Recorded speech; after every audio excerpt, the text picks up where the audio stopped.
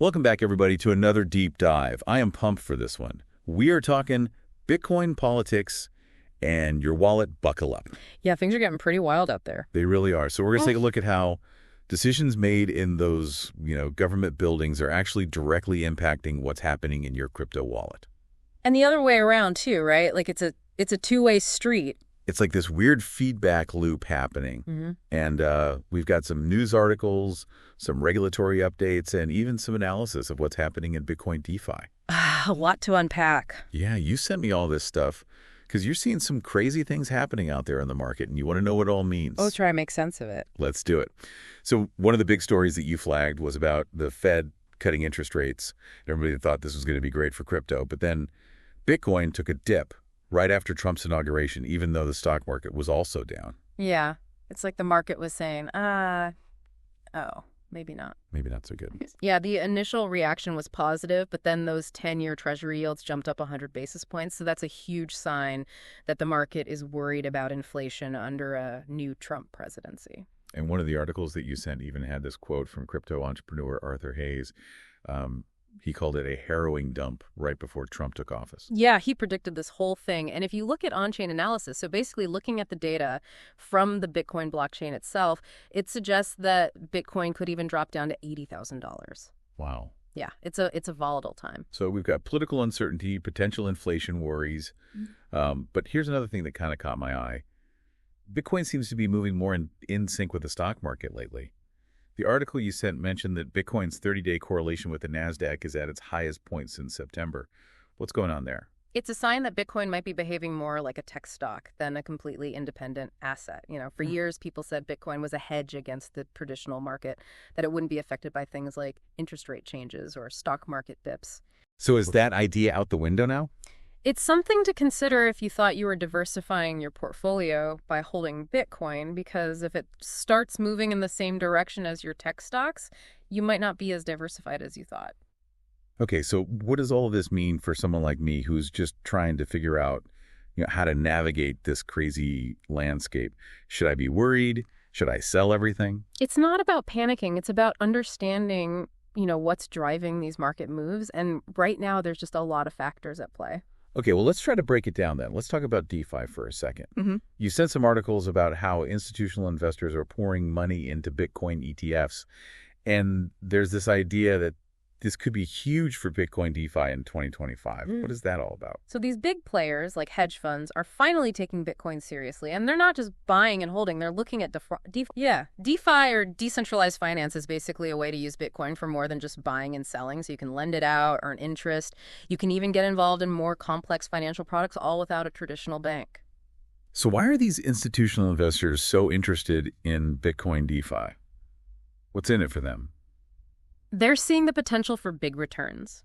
Some experts predict that the total value locked in Bitcoin DeFi. So basically, the amount of Bitcoin being used in these DeFi applications could explode by 300 times in the next few years. Whoa! Yeah. That's a lot of growth. That's a lot of growth. But how does this impact someone like you? Can you actually get involved in this?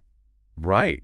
Absolutely. One of the easiest ways to get started is through Bitcoin staking. So you basically lock up your Bitcoin to help secure the network and earn rewards. Okay. It's kind of like earning interest on your crypto. Even a 3% yield looks pretty good right now compared to what you'd get from a traditional savings account. Sounds like putting your Bitcoin to work for you. Exactly. And it's not just individuals who are staking. We're seeing platforms like Babylon and EigenLayer attracting billions of dollars from institutional investors.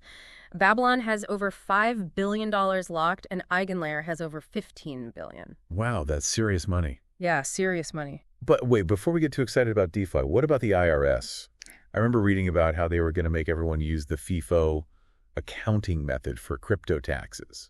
Whatever happened with that? Well, the good news is that rule has been postponed until the end of 2025. Okay. But the IRS is still determined to implement it eventually. So what is FIFO and why should we care? FIFO stands for first in, first out. It means when you sell your Bitcoin, the IRS assumes you're selling the oldest Bitcoin you bought first. Okay. And why is that a problem? Because if you think about it, the older Bitcoin you bought is probably the Bitcoin that has gone up in value the most. So when you sell it, you have to pay taxes on that bigger gain. So FIFO could mean a bigger tax bill for a lot of people. Exactly. It's important to keep good records of all your crypto transactions so you can calculate your gains accurately no matter what accounting method the IRS decides to use. Okay, so it sounds like we have to be really careful when it comes to taxes, and there's that lawsuit against the IRS about their reporting requirements for digital asset transactions, even on decentralized exchanges. What's the latest on that? Yeah, so the Blockchain Association and the Texas Blockchain Council are arguing that these rules are unconstitutional and that they undermine the whole idea of decentralization. So the case is still ongoing, and the outcome could have a huge impact on the future of crypto regulation. It feels like the IRS is trying to fit a square peg into a round hole. They're trying to apply these old tax rules to this brand new technology, and it's just causing a lot of friction. But here's what I'm really curious about. We've talked about politics influencing Bitcoin institutional investors jumping into DeFi and the IRS trying to figure out how to tax it all. But what if Bitcoin actually becomes the world's reserve currency? What would that even look like? That's the question that has a lot of experts scratching their heads. Some say it's just a matter of time, especially with Bitcoin's growing adoption and its potential to become the new risk-free rate through staking. Wait, risk-free rate? What does that even mean? It's basically the benchmark interest rate that investors use to compare other investments right now. That benchmark is usually based on U.S. Treasury bonds, but what if in the future it was based on Bitcoin's staking rates? Okay, my mind is officially blown. So in this crazy scenario where Bitcoin is king, what happens to the U.S. dollar? Well, that's the million-dollar question, isn't it? Some say the dollar would crash, while others think it would just coexist with Bitcoin in a new multi-currency world. Wow, this is a lot to process. Yeah, it is. Before we go any further, let's take a step back and recap what we've covered so far.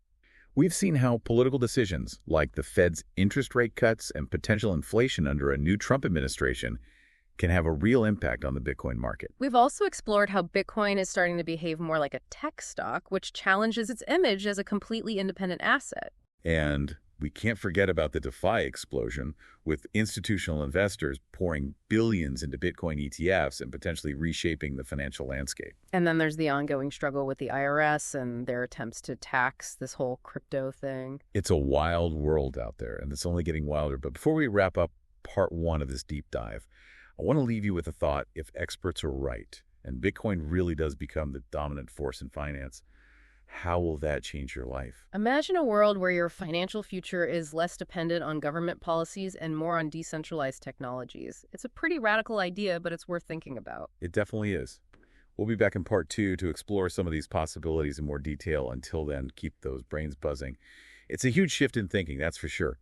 And speaking of shifts, one thing that keeps coming up in these articles you send is this idea of Bitcoin as a way to protect yourself from inflation. Seems like people are really worried about, the value of their money eroding under a new Trump presidency. Yeah, inflation is a big concern for a lot of people, especially with the way the government keeps printing money. And Bitcoin is often seen as a hedge against inflation because its supply is limited. Yeah. There will only ever be 21 million Bitcoins. So unlike the dollar, which can be printed endlessly, Bitcoin is scarce. Exactly, and that scarcity is what some people believe will protect its value over time. They argue that as more people lose faith in fiat currencies like the dollar, they'll turn to Bitcoin as a safe haven. It's like digital gold. Yeah. But let's get back to the IRS for a second. Even if Bitcoin does become this global reserve currency, the IRS is still going to want their cut, right? Yeah. What can we do to kind of minimize our tax burden, especially if they force us to use that FIFO method? Well, the first thing is to keep meticulous records of all your crypto transactions. Okay. The dates, the prices, everything. No more stuffing receipts in a shoebox. So organization is key. Absolutely. You need to be able to prove what you bought when you bought it and for how much. This will make it much easier to calculate your capital gains accurately. What else can we do to kind of be proactive? Explore different tax optimization strategies. One popular strategy is tax loss harvesting, so you sell your losing investments to offset your capital gains. And this can significantly reduce your overall tax liability. So even in the crypto world, the old saying holds true. It's not what you make, it's what you keep. Exactly. And remember, tax laws are constantly changing, so it's crucial to stay informed and consult with a qualified tax professional. Okay, solid advice. Now let's shift gears for a moment and think about the bigger picture.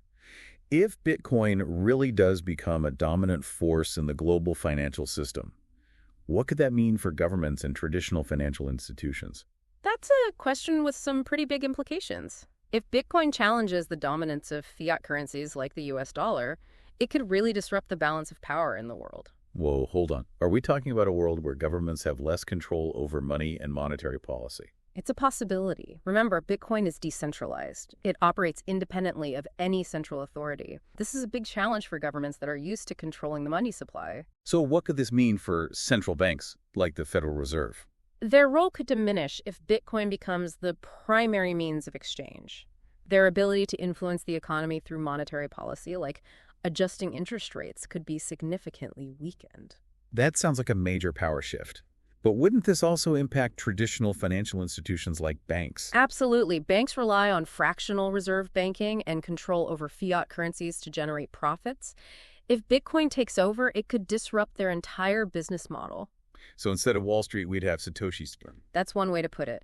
We could see new financial institutions and systems built around Bitcoin and decentralized technologies. That sounds like a revolution. But wouldn't this also create a lot of uncertainty and volatility? There would definitely be challenges. Transitioning to a Bitcoin-centric world would be a seismic shift. It's impossible to predict exactly how it would unfold. Right, we're talking about uncharted territory here. But let's bring it back to our listener. If all of this were to come true, what would it mean for the average person? How would their daily life be different in a Bitcoin-centric world?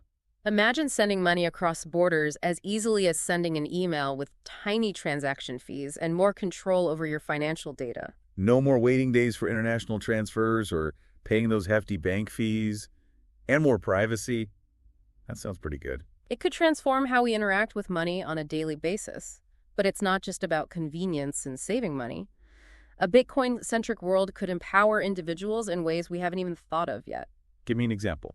Think about microlending and microsavings. Bitcoin's divisibility and low transaction fees could give people access to financial services they couldn't get before. So people in developing countries could get loans and build credit without relying on traditional banks. Exactly. It could be a game changer for financial inclusion. This is all pretty mind-blowing. But I have to ask, what about the risks? We've heard stories about people losing their Bitcoin to hackers or scams, or even forgetting their passwords. Wouldn't a Bitcoin-centric world make us more vulnerable? It's a valid concern. While the technology behind Bitcoin is very secure, the human element is still a weak point. So we still need to be smart about how we manage our Bitcoin. Absolutely. Education is key. People need to understand how to protect their private keys, spot scams, and use crypto responsibly. It's a good reminder that even in a high-tech world, common sense and caution are still important. You got it. And as we navigate this new financial frontier, it's important to approach it with excitement and healthy skepticism. Well said. We've covered a lot in this deep dive, from the possibility of Bitcoin becoming the world's reserve currency to the potential implications for governments, financial institutions, and individuals. It's fascinating to think about how Bitcoin is not just technology, but a catalyst for change. It's forcing us to rethink how we view money power and the future of finance. But remember when we started this conversation with the Trump effect on the markets? Yes, the potential for increased volatility and uncertainty in a new political landscape. Well, there's another curveball to consider, one that could change everything. Oh, I'm all ears. Remember that lawsuit the Blockchain Association filed against the IRS? Yeah. The one challenging their reporting requirements for digital asset transactions? Yeah, the one where they're arguing that it's unconstitutional to force decentralized exchanges to comply with the same rules as centralized ones. Well, some legal experts are saying that if the Blockchain Association wins, it could set a precedent for how all digital assets are regulated, not just Bitcoin. Interesting. So we're talking about everything from NFTs and stablecoins to those tokenized securities we've been hearing about. Exactly. Imagine a world where the IRS can't track your every move in the metaverse, or demand to know how many meme coins you're holding. It would be a huge win for privacy advocates and, those who believe in the decentralized nature of crypto. But wouldn't it also create challenges for regulators who are trying to prevent illegal activities and protect investors? It's a balancing act for sure, but some people argue that the current regulations are stifling innovation and driving crypto businesses overseas. They're calling for a more balanced approach, one that encourages responsible development while still addressing concerns about things like money laundering. It's a complex issue with no easy answers. This lawsuit really highlights the tension between the decentralized nature of crypto and the desire for, centralized control. And that tension is likely to play out in courtrooms and legislatures for years to come. But let's zoom out from the legal battles for a second and return to our main question. What does the rise of Bitcoin mean for you, the listener? If Bitcoin becomes the world's reserve currency, or even just a major force in the global financial system, it will undoubtedly have a profound impact on your life. It's not just about potential investment gains, right? Absolutely not. It's about a shift in power from centralized institutions to individuals. It's about having more control over your own money and how it's used. Yeah. It's about a more equitable and accessible financial system for everyone. It sounds almost utopian. But let's be realistic. Are we really on the verge of such a radical transformation? Well, the future is always uncertain, but one thing is for sure, Bitcoin and other cryptocurrencies are here to stay. They're already changing the world in significant ways. So what can our listeners do to prepare for this new world? Should they rush out and buy Bitcoin? I would advise against making any rash decisions. The most important thing is to educate yourself. Learn about Bitcoin, how it works, explore the potential benefits and risks. Don't just follow the hype, do your own research. Exactly. And remember, the crypto world is constantly evolving, so stay informed, be skeptical, and don't be afraid to ask questions. That's great advice. And as we wrap up this deep dive into Bitcoin politics and your wallet, I want to leave you with one final thought. The future of finance is being written right now, and you have the power to be a part of it. Don't just sit on the sidelines. Get involved. Explore and help shape the world you want to live in. It's an exciting time to be alive, and the possibilities are truly limitless. On that note, we'll leave you to ponder the implications of this brave new world. Until next time, keep diving deep.